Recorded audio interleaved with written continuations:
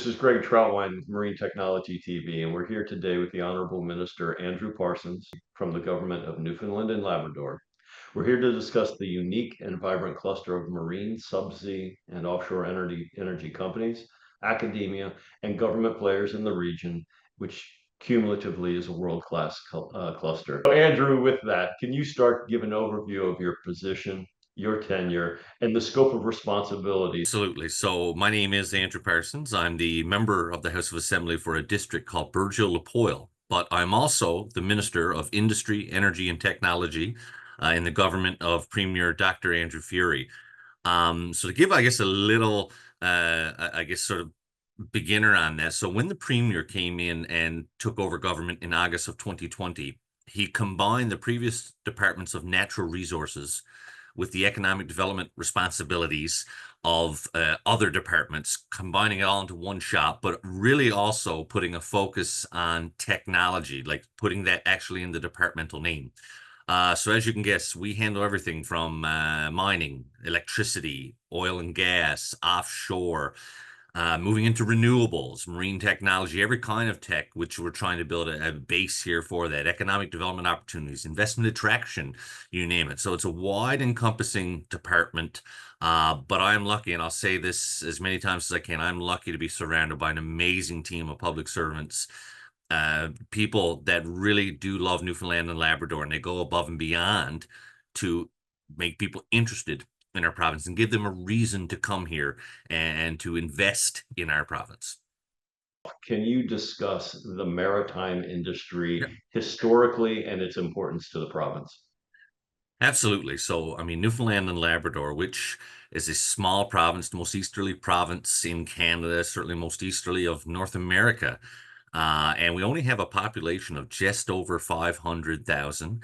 But we've got centuries of experience when it comes to living by and on and depending on the ocean, depending on the sea. So when you go back centuries, when you go back historically, the fishery was the backbone. It's the reason why so many came to our province and laid down roots. But that has grown over time, and now we're absolutely building on this, the blue economy, and the expertise has shifted. One of the biggest ways is we are home to the Hibernia gravity-based structure, which is the world's first offshore oil structure, which was specifically designed to deal with harsh environments, sea ice, icebergs. And that came with the advent of the discovery of oil here and first production. Now we are basically known as the East Coast energy capital. And certainly uh, we cannot overstate the import of oil on our province and its success. And not only that, I mean, it's an industry that we started off with very little background in to now we export our expertise. We export our people all over the world to help them with their industry. So we've built that expertise over years. Many of these same global leaders, look, they've invested in Newfoundland and Labrador. They've set up operations there. If for those who know Alberta, we are Alberta East, essentially, except we do our work in the offshore, they are in the oil sands. Um, to support, I guess, the oil and gas industry, but now it's branched off to everywhere else. I mean, you think about it, when you're operating in that environment, we've set up expertise in ocean observation, remote sensing, ice surveillance, navigational systems, ROVs, marine simulation, you name it. We have had to set up these industries and this tech to deal with this industry, but now again, that gets exported everywhere else. And again, we're moving that into our aquaculture development, into marine biotechnology. Now we're on the cusp of everybody's talking about artificial intelligence and how do we apply that to give us a more efficient and safe offshore. So it's a really exciting time, and it's amazing for a province as small as us. We're certainly batting above our weight when it comes to the ideas that are created here and set up here and then brought elsewhere. Looking at that cumulative maritime, subsea, and offshore energy cluster of its own, can you give me a by the numbers look at what it means to the province, the economic impact that you see today and the potential for the future? Absolutely. So, I mean, again, we still had to begin. The fishery is a $1 billion industry in our province still. And again, like any commodity, they can fluctuate. So last year the numbers were a bit lower in the fact that we just had a shade over 16,000 people employed, whether it's in harvesting, aquaculture, hatchery, grow wet activities, fish processing. So it's down a little bit from the year before, but actually we do expect those numbers to go up again. I mentioned aquaculture, so this province right now we're into salmon, trout, shellfish. The volumes in that sector went a significant increase last year. I mean, they had a tough year the year before. So I think production was about 19,000 tons, which was almost a 50% increase over the previous year. So you're looking at about, a $200 market value. That also is anticipated to grow. So we're anticipating growth in both our aquaculture, our farm fish, as well as the offshore, when we talk about groundfish landings and things like that. Now, oil and gas is still the main player when you look at what's going on here. So we had about 73 million barrels in 2023, which was a small decrease from the year before. You're looking at about $8 billion in oil production again. So you're talking about lower production, and again, a lot of this was anticipated lower production. So you're looking at about $8 billion. Plus you had the lower price. I think the average price of Brent last year was about 82.50. So again, that went down from the previous year where you're looking at around $100. So again, commodity based, this is what we deal with. But we've had some good news. The Terra Nova FPSO went back in production in November. Huge numbers. And again, just a significant increase in, again, when you look at the impact it has on people from this province working is massive. We expect our oil production to actually go up this year to about 82 million barrels. We are constructing right now the West White Rose project. So Cenovus, they anticipate spending about $800 to $950 million this year in those projects, getting them back up and running. Again, when you're talking about 16% of our GDP, and when you're talking about a shade over 10% of our actual government revenue, it's a big, big deal. So as many may know, we've got 4 developed oil fields. We got Hibernia, we have Terra Nova, we have White Rose, and we have Hebron. So everybody's producing again this year. It's going to go back up, and we're about third in the country behind Alberta and Saskatchewan when it comes to oil production. So when you're talking 5 to 7% of what is going on in the country is not a small number. Our economy this year is expected the GDP growth is expected to be about 5% this year, which is certainly music to the ears of our finance minister, Siobhan Cody. Tech industry. So again, that grows every single year, even at times when you talk about founders and startups, again, capital sometimes can be difficult, but we're continuing to see record and massive deployment of capital and investment here.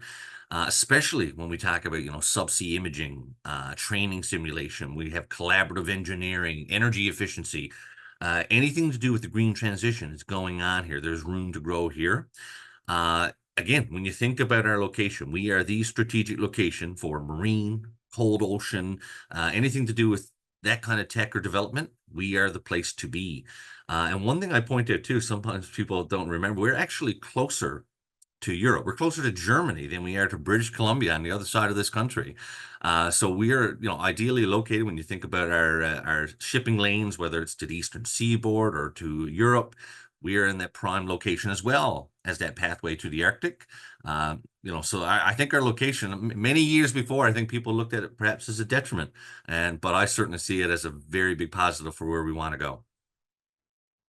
You have some really, truly some world-class facilities and people, of course.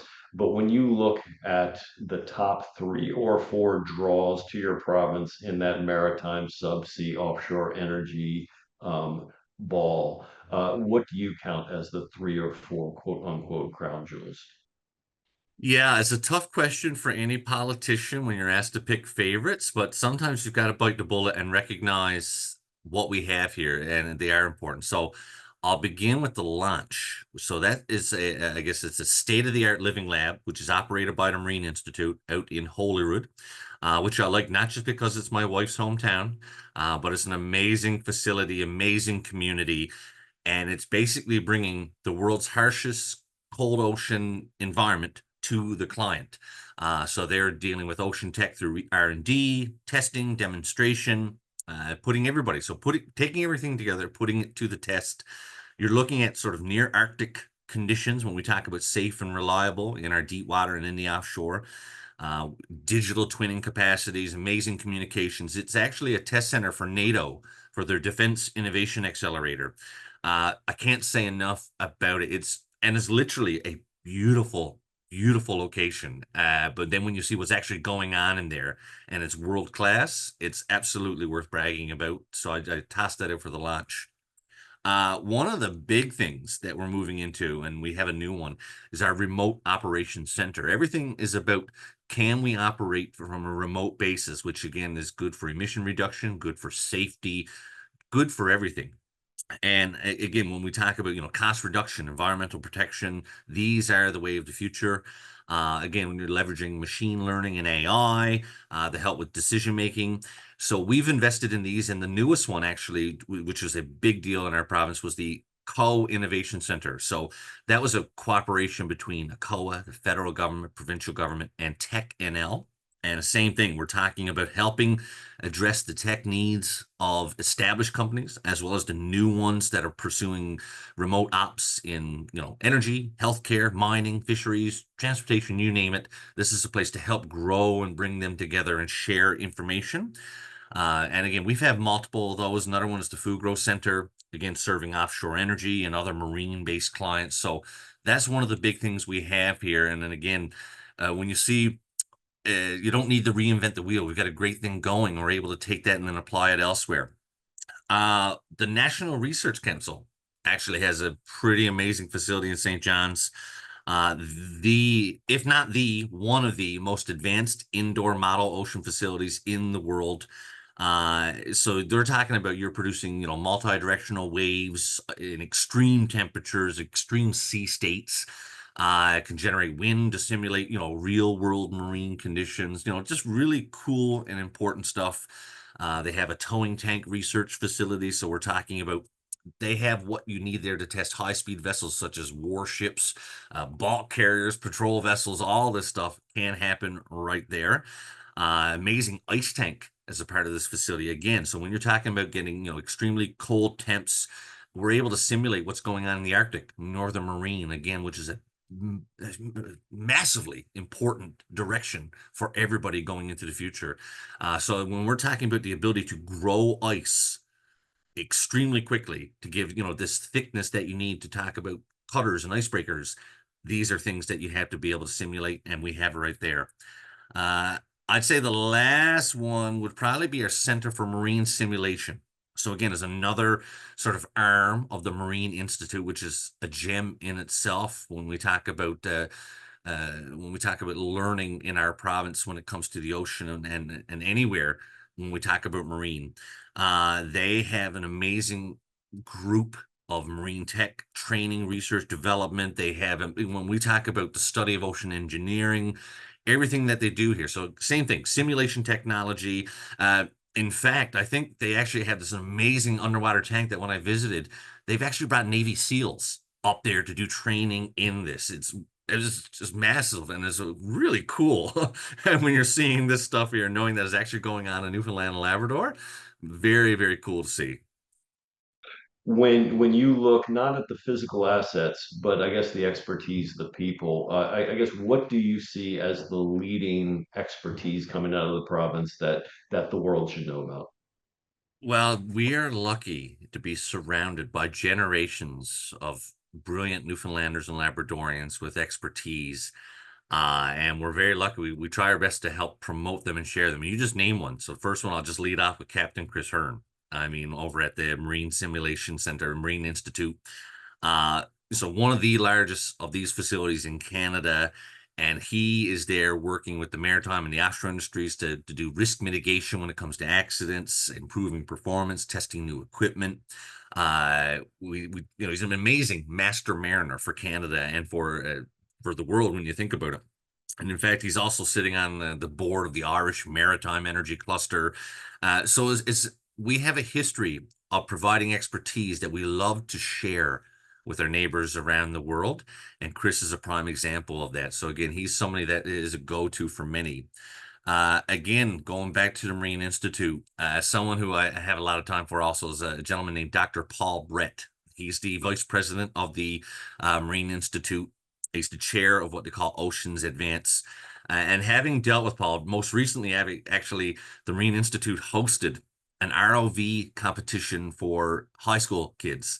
And going down and spending time with Paul at that, you can see why Marine Institute boasts the student population that they do, because you just like being around Paul. He's a great guy, and he's someone that, again, he's doing a great job of promoting the school and what they teach to these kids throughout the province and making them want to attend.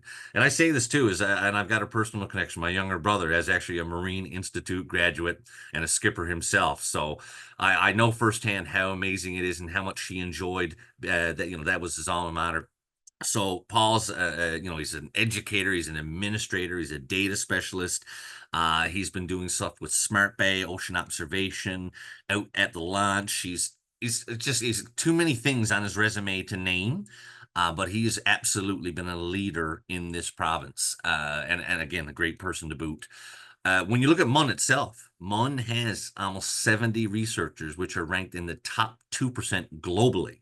So the fact is, Marine Institute, as a part of Memorial University, again, they're showing that they are global class when it comes to R&D, and they can match up with anybody. One of these people, Dr. Leslie James, so she is the Chevron Chair of Petroleum Engineering, doing a lot of work with us right now on carbon capture and offshore basins and what's going on there. So basically, look, we know that we have to maximize recovery. How do we do that? And at the same time, recognizing that we have to reduce the emissions of our offshore. Now, again, they match up there. When you look at emission reduction, we are far ahead of most other oil producing nations. But that doesn't mean we can't do better when we talk about net zero aspirations. And she's played a big part of that. She's a big role in that, and someone we look to as an academic and someone who is practical. Um, that's just a few people, but you also mentioned some of these tech leaders that started off sort of the basement operators, the garage operators, like someone like Kraken Robotics, Newfoundland Labrador company. Now what they're doing with, they have the catfish real-time data processing. They're basically working with navies belonging to NATO around the world. Amazing contracting going on there. Newfoundland and Labrador expertise, and they've got offices outside of the province as well, but they are very proudly a Newfoundland and Labrador company. Another one, Virtual Marine. Virtual Marine, which is led by Dr. Randy Billard, originally a resident of Burgeo, Lapoil, citizen of Isle Moore, and he's running Virtual Marine. So they're doing state-of-the-art maritime safety training simulators.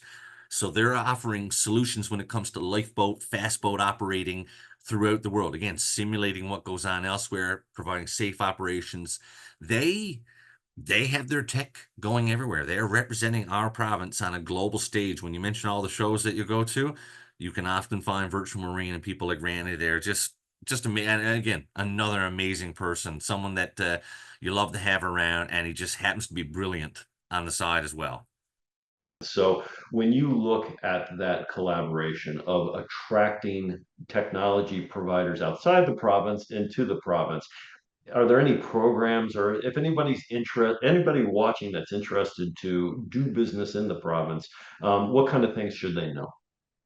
So the first thing I tell everybody, and I can talk about the programs and I will, but one of the advantages of being our government is that we are truly nimble, we are adaptive, and we want people to come here. We go out of our way to welcome you here, and we'll work with you. We try to be as least rigid as possible. And again, surrounded by an amazing team of people that are interested and committed to economic development and opportunity. We want you to set up shop in Newfoundland and Labrador. And we're very proud of our responsiveness, and our willingness to meet is it's very easy to sit down with decision makers in our province in order to get things done. And I can talk all about the investment climate and the certainty and things like that. But the other side of it too is that we do offer opportunity. So one of the big things that we've worked on just in 2023 and leading into this year is investment attraction. So we've hired a new director. She's built an amazing team around her. So we're trying to attract and retain those high quality investments that are going to have a long-term impact. So, and one of those again is we're concentrating on energy, concentrating on ocean tech. So they've been doing a fantastic job. Now, part of that too is that look, you have to tie in the tourism side of things. So we've been marketing that. When you think about investment attraction, you want people to come to our province. Uh, Again, we are the energy capital of Eastern Canada. And when you look at what we have, we're leaning into our resources. That's a part of it as well. So we have actually our investment attraction fund. So that's meant to get large scale business, foreign direct investment in our province. So we are willing to provide customized financial assistance to bring investors in with the goals of obviously establishing business in our province. So whether that's loans, forgivable loans, and it's all based on, look, win-win for everybody here, based on job creation, strategic investments, things like that. And again, the point I put to everybody is that we are responsive. We want to work with you and we want to be flexible and find it. Look, we think there's a win here for everybody. We just had to work together to find that route.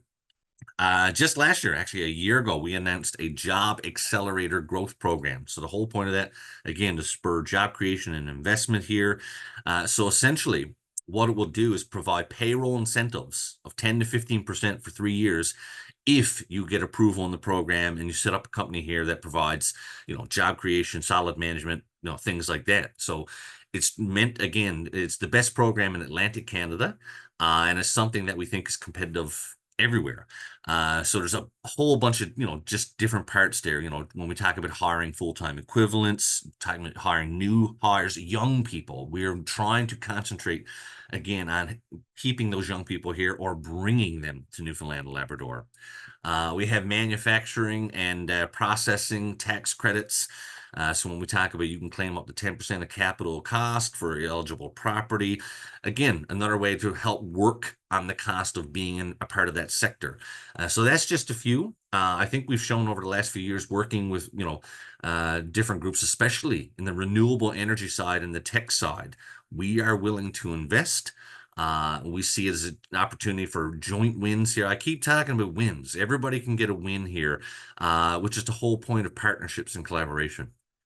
I think you've probably answered this multiple times already, and I hate to be repetitive, but I'll ask it anyway. As I said, I travel the world. I see the cluster of companies, organizations, individuals from your province exhibiting, attending exhibitions everywhere, whether it's maritime, whether it's offshore energy, whether it's subsea. And we always talk about the three-legged stool, obviously, industry, academia, and government. So essentially, what do you see? What is your government's role in helping to facilitate the business in maritime, offshore energy, and subsea in the province? Absolutely. The people and the opportunity we have in our province is twofold. We need to export that. There is a massive, massive market outside Newfoundland and Labrador. I don't think you're going to be truly successful unless you take your expertise and leverage it everywhere else in the world that has it. At the same time, we think there's an amazing opportunity for investment in our province. So we're trying our best to do both. And I explain to people, same as yourself, as I travel around the world, my goal is to talk about Newfoundland and Labrador when we talk about a reliable, steady government regime, regulatory patterns, an environmental system that is robust, but at the same time navigable. I want to talk about why it's good to do business in Newfoundland and Labrador, why there's certainty in that investment, how we want you to be there. We want you to be a part of what we have going on. The other part of that is that we support and help to facilitate and run these trade missions. Our job is to take Newfoundland and Labrador companies. So number one, we help to organize the events. Number two, we help to support them to bring their people elsewhere. So whether we're talking about in Southampton, whether we're talking down in the States, whether we're talking at the Seuss conference coming up in Mississippi, we will help to subsidize bringing our talent elsewhere to show what they have to, again, whether it's setting up an opportunity there or helping to bring it back to Newfoundland and Labrador. And our job is to talk about, why would you want to do business in Newfoundland and Labrador? And again, all these things that I've talked about in this interview, but all the different academic institutions and supports there, You have a strong and supportive government that wants to be a part of it. And we have people that, again, have amazing expertise and are creative. They are problem solvers. So there's so many different parts to this. I mean, I think we would be remiss if we didn't see what was going on elsewhere in this world, in this globe, to see what's happening and then trying to apply it to Newfoundland and Labrador and vice versa. So I think we've done a great job as a department of helping to support that and to explain to Newfoundlanders and Labradorians. Sometimes we have to tell our citizens, guys, we have amazing things here, but we have to sell it to the world. The world is still a big place. And Newfoundland and Labrador is not always the most well-known place. So again, we have a lot of special things here to share, but we had to go out and tell our story. We will be a part of telling that story. So, Andrew, I truly appreciate your time. I just had one more question. And again, I think this is a bit repetitive because we've already hit on some of the major points of why companies would want to do business with your companies, your organizations. But if you had to boil it down to a sentence or two, in a concise statement, what is the attraction for companies watching this that are outside your province to come in and do business in your province? What I would say is that our province has been shaped by the Atlantic Ocean. It can be extremely cold, extremely unforgiving. And here's the sentence right here. If it works here, it will work anywhere. So that's why you need to come to this province. The technology we use here can be adapted to anywhere else in the world. And that's something that we are. We are adaptive, we're nimble, we're problem solvers. And at the end of the day, we are collaborative. We want to work together, again, to offer people a chance to make things better wherever they are in this world. And this is just a little corner of the world that I think can help supply some of the strategies and solutions that will help us on a global basis.